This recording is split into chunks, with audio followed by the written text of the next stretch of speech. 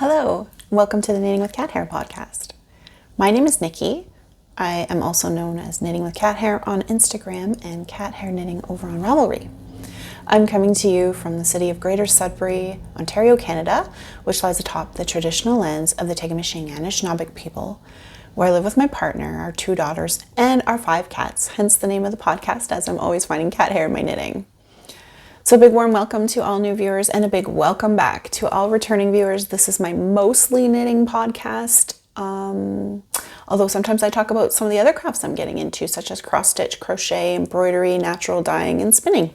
So last video, I misspoke and said that the Stranded Colorwork Cal that I was hosting was ending at April 1st, and that is a lie. It's actually ending April 30th.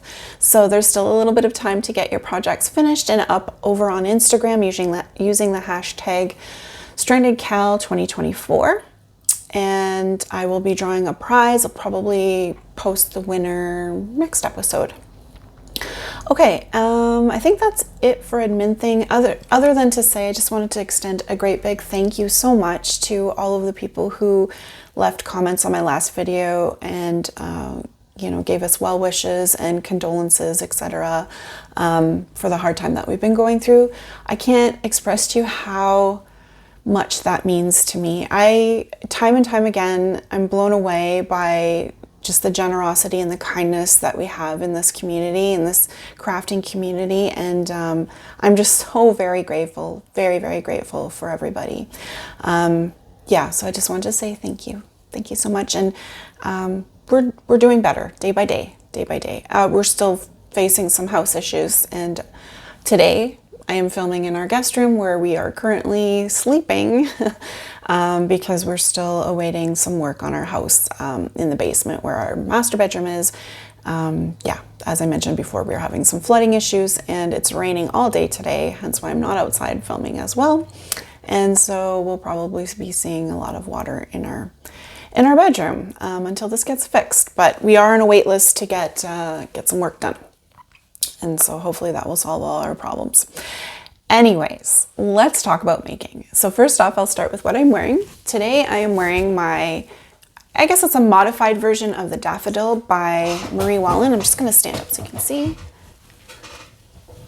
So this was an all over lace and cable sweater. It was meant to have long sleeves. However, I just omitted the sleeves and just added a little bit of ribbing around the edges and ended it there. It's obviously see-through, so I'm wearing a little tank top underneath, but yeah, it's really cute. And I was feeling very in a spring mood today, even though the weather is so gray and dull out. But at least we're getting rain and not snow today, so I can't complain about that. All right, so let's move on to, finished objects. I have one. I actually do. I forgot. I will be right back. Okay, sorry about that. So I had to run to my daughter's room. So I did have one small finish. I finished a crocheted project that I had started. Oh my gosh, I think I started it in December 2023. And I had done all the crocheting, but I just needed to do like some of the seaming or the attaching and embroidery. So I finished this little guy. So his name is Beryl, and he is one of the characters from A Nightmare Before Christmas. So it comes in a little kit like this. And so I've now made all 3 of these guys, which is what my daughter had requested. She likes them the best. And so, I finished the 3rd one. So I had already done Locke. He's a little double guy. And Shock is the little witch. She's so cute. She's my favorite. I just love her little hair and her little bendable hat. There's pipe cleaner in there, so you can kind of put it any which way you want. So I've finished all 3 now. And she's very happy. The embroidery is not perfect on any of them really, but it was really fun. And I think you were supposed to put embroidered like bones. He's supposed to be wearing like a skeleton costume or whatever. And I didn't do it. My daughter doesn't know they're supposed to be there, and I won't be telling her because I was like over it with the face. Oh gosh, he's cute though. So yeah, that is my only finished object for today. They were a lot of fun. The crocheting, I find the crocheting part goes really, really quickly. And then, like I said, the embroidery and the sewing and stuff like that, that always takes a bit more time for me. Okay, so let's talk about some works in progress. I'll give you a couple updates. So, to be honest, I didn't do a ton of work on my Saven, which is a pattern by Meghan Babin. It is an all-over cabled sweater that's knit in pieces and then seamed afterwards. So I had shown last time that I finished both of the sleeves. So I knit them 2 at a time. I just find anything that I can knit 2 at a time is better for me because I don't like doing things more than once. So I finished 2 sleeves. They're the exact same. They look really, really, really long. Yeah, I think this sweater is going to be extremely oversized. Well, maybe. You know what? It won't be too bad. I think I wanted something that was going to be kind of larger that I could throw over top and just be like nice and comfy and cozy. And so I have 2 of those, and now I've started working on the back. And my progress creeper is going to shamefully show you where I was last time, and to show you that I really didn't do a ton. That's it. So this is the back, and yeah, it's knit bottom up. It is kind of slow going. I don't know, I whizzed through the sleeves, but this, I guess because there's 3 different stitch patterns in this one, or cable patterns. So there's this cable, this kind of double cable, and then the center cable with some wrapped cables, which is new to me. That's the first time I've ever done that. It's interesting. It's just very slow going. And to be honest, I had mentioned this last time that I was kind of losing my steam on this one. I think it was because I'm just really craving like spring knits, spring colored knits. I want like lighter colors, bright colors. I wasn't feeling it. Although I love it, and I'll continue to work on it. I'll continue to plug away, but yeah. So what can I say about Saven? I'm knitting it up I'm holding 2 yarns together. Briggs and Little Regal. Yes, Regal. This is the colorway Fur Green, which is a lovely green. It's got lots of tonality to it. It's really pretty. It's a worsted weight.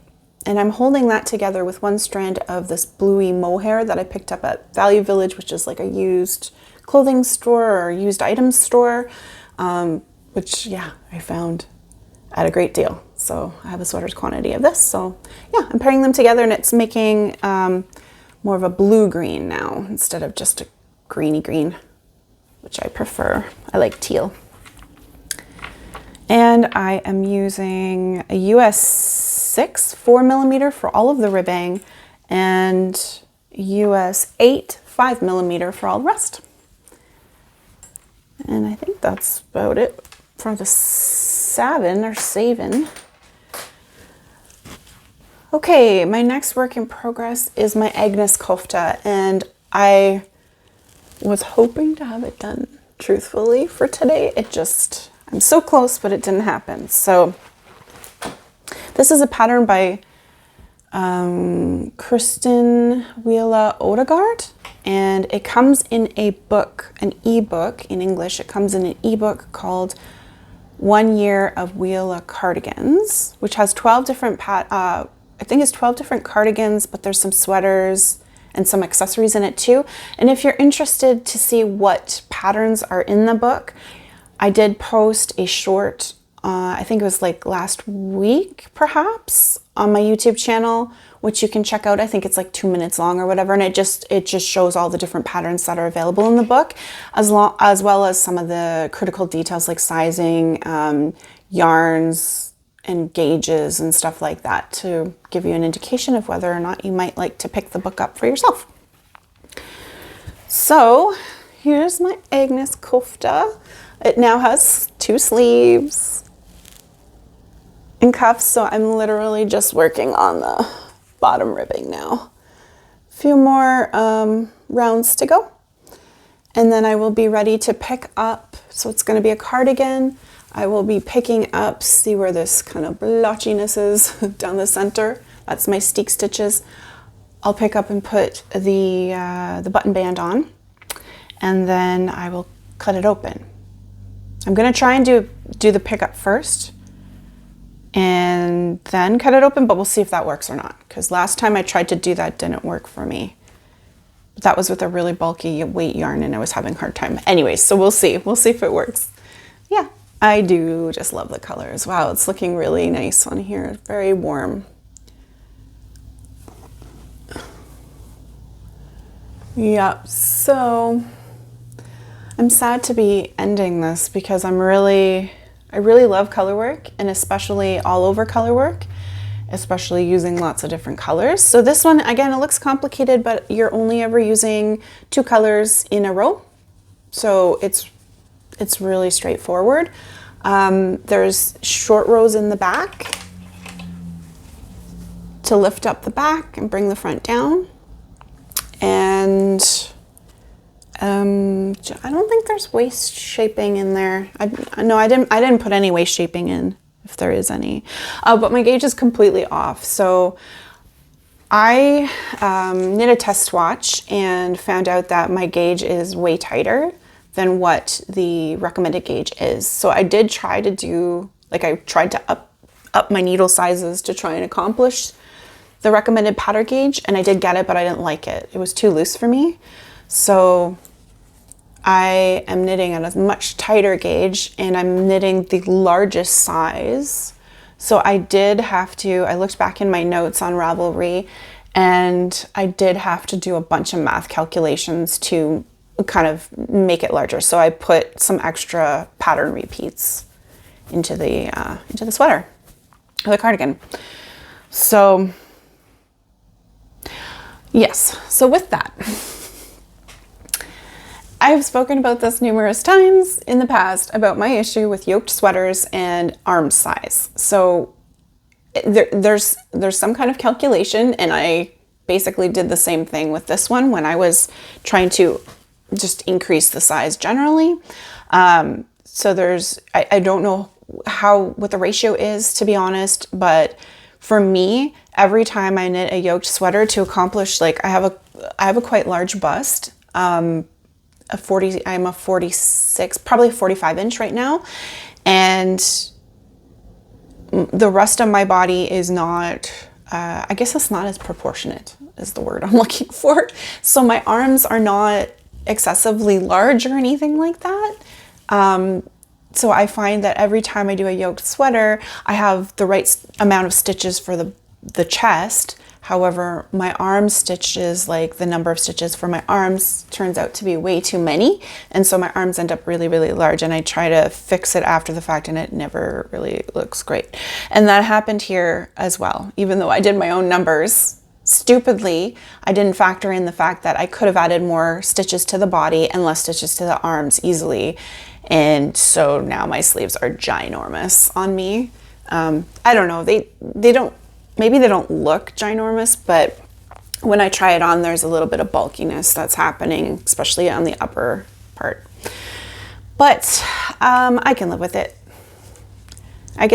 But I'm going to take notes from this. I don't want to keep making the same mistake, and it is something I keep doing time and time again, and just assuming that because a designer says this is how many stitches you should have for different parts of the body, that means that it's going to fit me, because we're all different. We're all different shapes. We're all different sizes, and that might work perfectly well for some of you out there, but it's not working for me. So I have to start making adaptations and really be cognizant of that and not be lazy, because sometimes I'm lazy, I'm not gonna lie.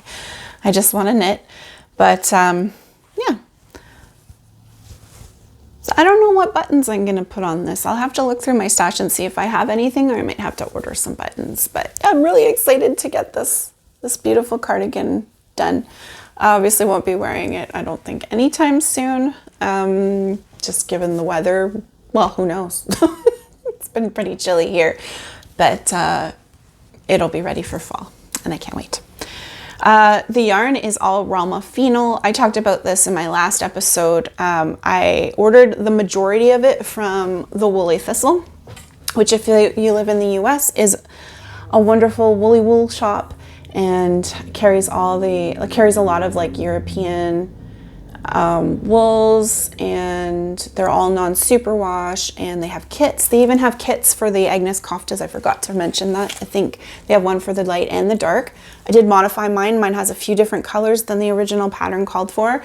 Yeah, and then I got a few yarn balls from the Knitting Loft here in Canada as well. But I wanted to mention, for my American friends, I have an affiliate link to the Woolly Thistle. So if you use the link that's in the description, and you purchase from them, I do get a very small commission. So just to let you know, if you're thinking of purchasing from there, and if you are looking for Rama Phenol and you're in Canada, I would recommend checking out the Knitting Loft, which is in Toronto. And Your Next Knit also carries Rama Phenol, and I'll put links down below to both of those shops as well. Although I'm not affiliated with them or sponsored or anything like that. I'm just trying to help you out. Yeah, so the Rama Phenol is really nice. I've really enjoyed working with it. I talked about this last time. It's very, it's rustic, but not too toothy. Like it's a nice balance, and it comes in a lot of different colors. And I love the heathered shades. All right, I think I mentioned pretty much everything. Oh, except for the needle sizes I'm using. And I don't know if anyone really cares, but I'm using a US 2.5 millimeter, or sorry, US 2.5, 3 millimeter for the ribbing, and a US 4, 3.5 millimeter for the rest. And that seems to be my go-to, US 4, 3.5 millimeter for color work, like on fingering weight yarn. It's typically what I use. All right, so I'm excited to do that. Cut up in the steek. I'd like to get some really nice ribbon to kind of sew into the, to hide the steek this time around. I think that would be really cute. And I've only steeked a sweater or cardigan once before, and to be honest, I have not finished the steek. I cut it open, I put the button band on. I have the buttons, I just didn't even sew them on, and I didn't hide the steek yet. I have to figure out, it was really bulky weight yarn, so it was Alafos loopy, so it's pretty bulky, and I have to figure out how I'm going to kind of hide that, I guess. I don't like to sew things. Yeah, so we'll see. Anyways, okay, then I have 2 new cast-ons. I had a bunch of appointments this last week and the week before, and I have more coming up. So I needed a pair of just like real easy vanilla socks to work on while I'm at appointments or waiting for people. Sorry, I dropped a book there. And so I just cast on another pair of vanilla socks for my daughter, because she's been wearing the socks that I've made her like every week. She's been wearing them. She only has 2 pairs. So I thought she could use a couple more. So this is what I have. I'm knitting them 2 at a time. Let me just untangle it. It's always kind of a mess. And I'm using just like a off-white Drops Fable for the cream. And then the stripes, which I hope they're showing up here. It's more like, I think, browns and bluey grays alternating. Was this kind of crazy hand-dyed skein that I think I won in a giveaway. It is, oh, I don't have the tag. I think it's called Limo Designs. I think that's a Swedish a Swedish hand dyer. The name colorway is, I forget, it was in Swedish, so I don't think I'd be able to pronounce it properly anyways, but yeah, pretty sure it was Swedish because I got this from Amelia of the Million Style podcast, my dear friend. And yeah, so I'm finally putting it to use. I have difficulty with variegated skeins. I've talked about this in the past. I think they look beautiful in the skein, but then once they're knit up, I'm just not, that's not the look that I gravitate towards. I'm not trying to diss anybody who likes it. I know there's people who love it. It's just from my personal choice. I'm not a huge fan. So I found that breaking it up with stripes, like a neutral in between, kind of calms it down so it doesn't look as busy, I guess. So that's what I'm doing here. And these are just my standard vanilla socks. 64 stitches cast on, knit top down with 1x1. This is not twisted rib, no, just 1x1 ribbed cuff, and then I'm just starting to do the heel flap and gusset, which is my preference. And then I do a Kitchener stitch toe. And that's pretty much it. Oh, but I want to mention it's housed in this beautiful quilted, hand quilted bag that my Aunt Mary Lou made for me that I got for Christmas. Isn't it beautiful? It's perfect for socks, perfect size. Yeah, it's very lovely. I love the color, of course. I love teal. Okay, so that's one new cast on, and then the other new cast on is the pattern that shall not be named, because everyone's so sick of it. But I can't stop making them because I love the way they look. Yeah, I cast on another ranunculus. So this is going to be a summer version. It's on short cables, so you can't see it very well, but there we go. You can see the texture. Yeah, if there's any new knitters out there who aren't familiar with the ranunculus, it's a pattern by Midori Hirose, and it's very popular. You can knit it up in various different weights of yarn, in different sizes, and there's different modifications you can do to kind of tailor it to the look that you want. And so yes, I really love the pattern. I do. So anyways, this is going to be my summer one. Another summer one. I have another thinner one. This is being knit up out of Sandnes Garn Duo, I believe is the name. I think it's a cotton merino mix. It's DK weight. It's really nice. And I love the color. This color is like I can't remember the number, but all of the details will be down below or linked to my project page where you'll find all of the information. But I think it was called Dusty Aqua or something like that. It's such a pretty, pretty color. Yeah, so I am, where am I? I am just at the raglan part.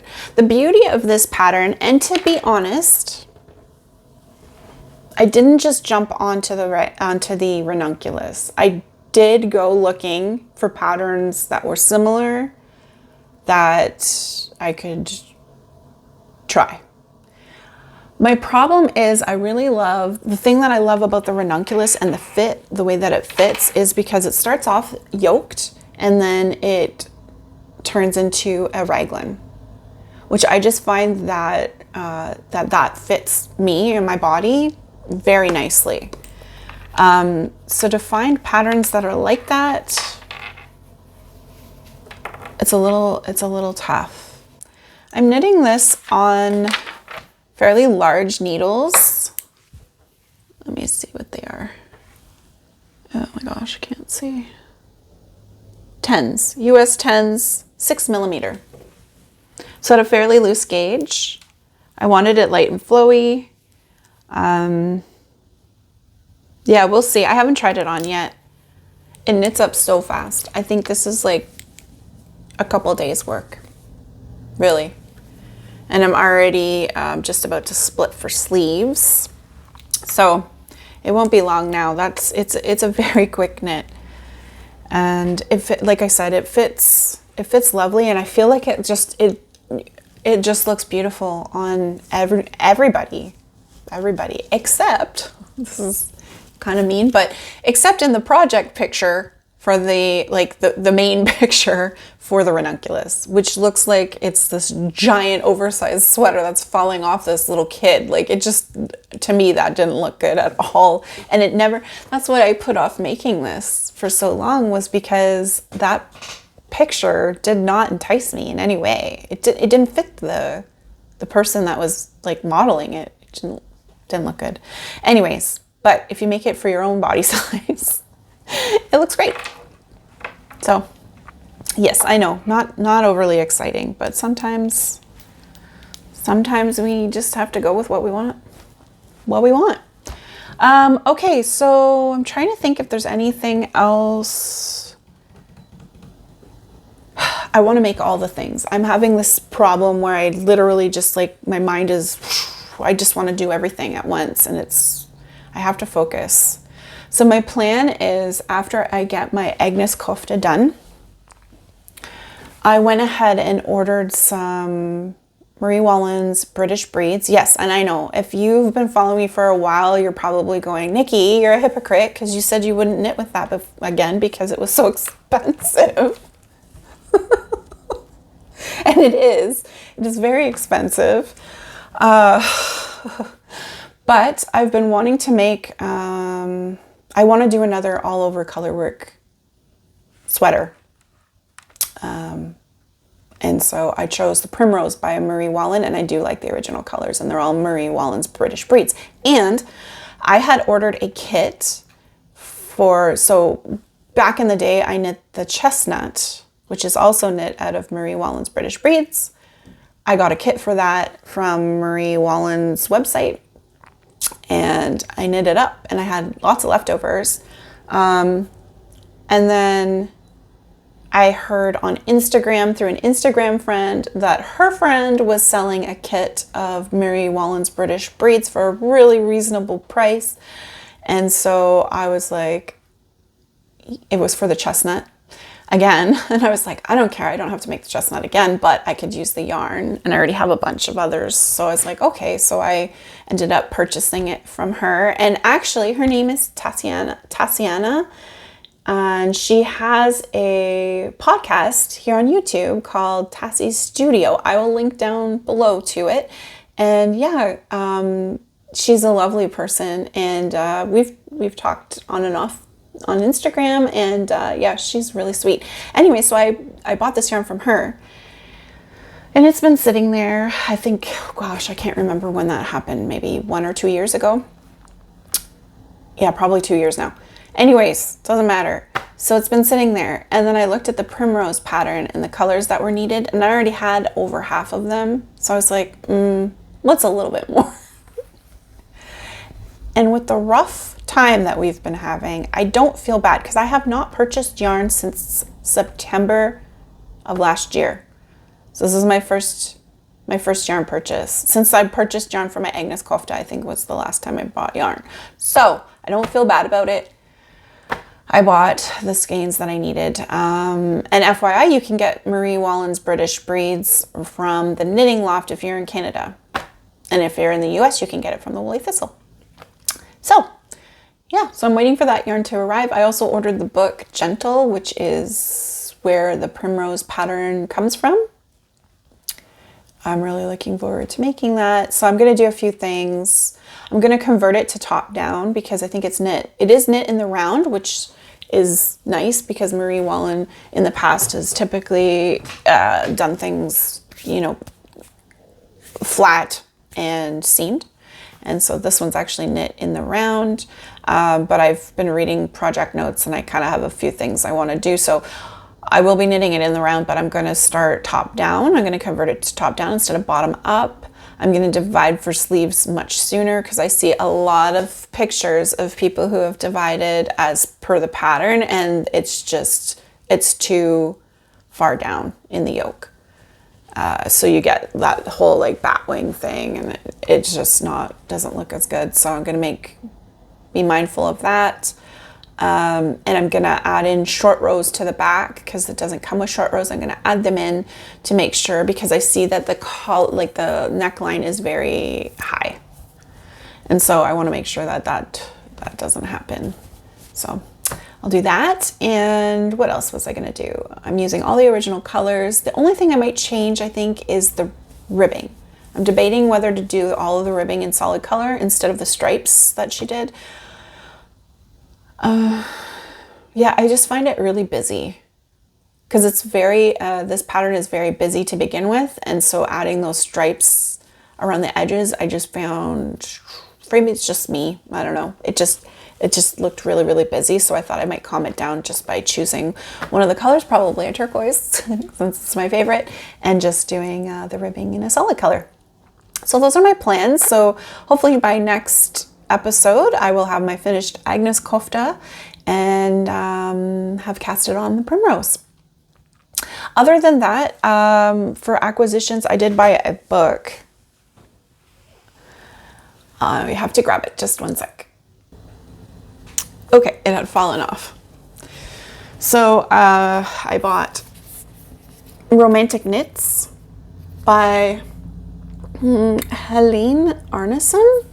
She is known as Fable Knitwear. Yes, Fable Knitwear. And yeah, there's lots of beautiful patterns in here. I would say that if you don't like mohair, this might not be the book for you. There's quite a few mohair patterns in here. Not that you have to knit things with mohair. You could, you could substitute for sure, like an alpaca silk or something like that. That's really pretty, like a little bolero.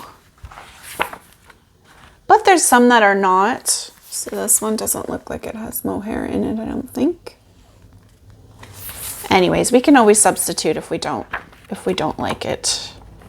I just love the sleeves. Look how beautiful. Yes, anyways, I'm not sure what I'm going to cast on from this, but I do find it really pretty.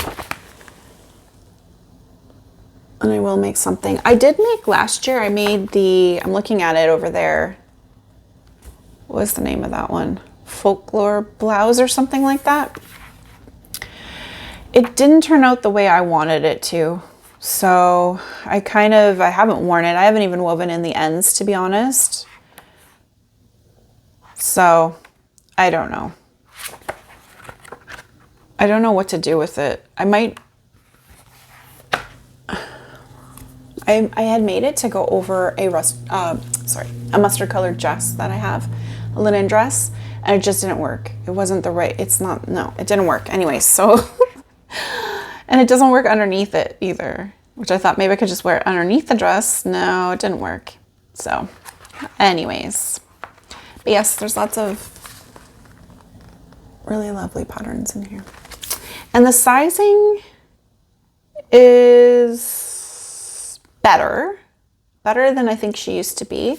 So it looks like things go up to a 4XL, which is 57.5 inches or 146 centimeters. So there's 2, 4, 6, 8 sizes. Are they all like that? Not all of them. No, 2, 4, 6, 7 sizes for that one. So, but I did see, where did I see that? I was looking through quickly, and she talks about, okay, a note on size, availability, and inclusion. If you want to knit any of my patterns in a larger size than I currently have published, please get in touch. The only reason I have not included larger sizes is I couldn't get test knitters for those sizes, and I don't want anyone to pay for a pattern and knit a size that has not been tested. So yeah, she's more than willing to help adapt the pattern so that it will fit. Oh, she'll send you the pattern for free. Wait. Drop me an email at fableknitwear knittingloft@gmail.com, and I'll send you the pattern for free with no deadline for completion. Once it has been knit, I will include the size in the pattern for sale online. Also, email me if you want to be added to my Test Knitters mailings list. Oh, that's cool. I appreciate that, because I know that, you know, designers are starting to be more aware of size inclusivity, and I think some of them are definitely trying harder than others, but that's nice to know. Anyway, just thought I would flag that, and I'll figure out what pattern I'm gonna knit at some point, I'm sure. And other than that, I've been wanting to make cushions, but I'm still debating. So I was thinking of doing the Nightingale I showed on my last episode with the socks that I had made with those birds on them. I was thinking of doing some cushions, maybe in I was thinking of doing this teal for the background, and then just like an oatmeal color for the birds. But I'm also looking at patterns that have color changes in them and stuff like Crystal Saforth or the Knitting Man. They do things like that where it's like the background colors change, but so do the foreground colors at the same time, and it looks really, really cool. So I was thinking maybe I might want to do that. I'm having indecision paralysis here on the cushions, so I haven't decided. Yeah, and I also want to do blanket. I also really want to make another Persian tiles, but I want to do it in like the Eastern Jewels colorway, but I don't want to use acrylic yarn. I don't want to use cotton. I think it'd be too heavy. I think I want to use like maybe wool, but I want those colors. Like I want it to be bright, and I just feel like I'm really craving bright colors right now. Anyways, now I'm babbling about things. Anyways, let me know what you're working on, or let me know what you're thinking of making for spring. Yeah. I very rarely make summer knits or spring or summer knits, I find. And I need more of them because like I wear my hand knits a lot, but I just don't have spring and summer ones. I wear my Ranunculus a lot, pretty much all summer. The other one I have, it's a cream color. I wear it over top of dresses, but yes, so I could use some more patterns. Anyways, okay, now I'm babbling. So yeah, in terms of life stuff, like I mentioned, we're still dealing with house issues. Got some interesting news work-wise. I can talk about it because it's now public, but it looks like the government's going to be making changes to the Endangered Species Act, which is basically my whole job revolves around the Endangered Species Act. And yeah, because I'm a species at risk specialist with the provincial government. And so, yes, we're trying to figure out what all of this means. And we were just told this yesterday, right before the long weekend. And I'm just trying to make sense of it. It's, yeah. Anyways, I guess we'll see what happens. But that's happening. What else? It's Easter weekend. We're having a really quiet Easter this weekend. It's just going to be John, myself, and Lily, and Abby's going to come over for one night. I think she's coming Saturday. Tomorrow I'm going to go pick her up. That's my stepdaughter. So yes, but the kids, I call them kids, but Abby's 18 now. She's technically an adult and Lily's 15, but they both have requested Easter egg hunts. So we've always done them, and yes, they don't want us to stop. So we're going to do that in the new house. And what else? We're going to dye up Easter eggs. They asked to do that. We're going to do a turkey, I think, and mashed potatoes and salad for supper. And yeah, just take it easy. It's supposed to rain quite a bit this weekend. The snow is melting, which is nice. There's been lots of different birds. I think we've seen some migratory birds return, which is awesome too. And what did I see? We've had a grouse that's been hanging around all winter, and I never caught a glimpse of it John kept seeing it, and then I saw it the other day, and was able to get. I tried to get a video of it. I don't know what happened, but it didn't work for some reason. It was just like strutting across the yard at a really slow pace. And so I got a picture and I threw it up on iNaturalist. I love iNaturalist. If you guys aren't familiar, iNaturalist is kind of like a database for observations of nature observations. It can be anything.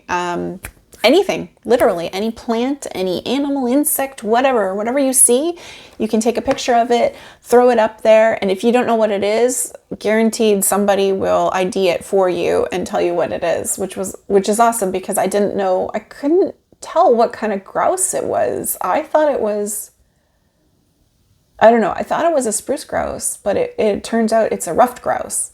So anyways, it still doesn't look like a ruffed grouse to me. When I look at the pictures, I'm like, I would never have guessed that. But anyway, yes, iNaturalist. I will put a link to it down below as well. It's really fun. You can see what's been seen in your area, what species. You can see like the earliest sightings. You can watch like as the like you can narrow the map to a specific species. Like if you want to see when a migratory bird is returning to your area and when it's been sighted and stuff. It's really cool. And there's species at risk sightings on there too. And there is somebody, one of our neighbors is using iNaturalist because I can see that they've input a bunch of sightings. So I'd like to meet that person. Maybe we will be friends. Yeah, it's fun. So yep. I'm trying to think what else we've seen. We no bears yet. I haven't seen any bears, but I know they're around. We got word that they had to close down one of the parking lots at the office buildings where I work because of a bear. I don't know why, really, but I don't know. The bear was coming out of hibernation and it was all wandering around the parking lot or whatever, so they didn't want people parking there anymore. But yeah, so they're definitely out. I haven't seen any here, thankfully, but I've been very careful. I'm not leaving seeds out overnight or anything like that. I do put a handful out during the day so I can see the birds, but once they're gone, they're gone. And we've had raccoons because they got into our garbage, so we had to get a new garbage can with a locking lid thing on there. And so far, they haven't been able to get in there, so that's good. Yeah, I've seen robins. Dark-eyed juncos. What else? Some kind of sparrow. I don't know the call. There's also, there's an app that you can get as well that is for bird songs. I can't remember the name of it because I don't have it on my phone right now. But literally you just like, it's like you use your phone to record a song. So if you're sitting outside and you hear a bird, you can use your phone to record the song and then you run it through this program and it tells you what bird it is, which is really cool. That's how I found out a bunch of birds. Like at our last house, that's how I was IDing them by song, because sometimes you can't see them. And when you do see them, they fly so fast. They look very similar. A lot of the sparrows look similar, so it's hard to, unless they're standing still and you can get a clear view, it's hard to ID them. So the songs are much easier because they're different. And then you can learn the songs, which is cool too. Anyways, okay, that's my plug for all these nature apps. And I see some cats in the background. I've got 3 cats sleeping on our bed right now. You can see. Yeah, it's their nap time. I don't know where the other 2 are. The other day when I was working, I had all 5. I had 4 on the bed and then 1 at my feet. They're sweet. Anyway, okay, I'm going to let you go here. I hope that you have the most wonderful next little while until I speak to you again, and that you get lots and lots of making done. Thanks.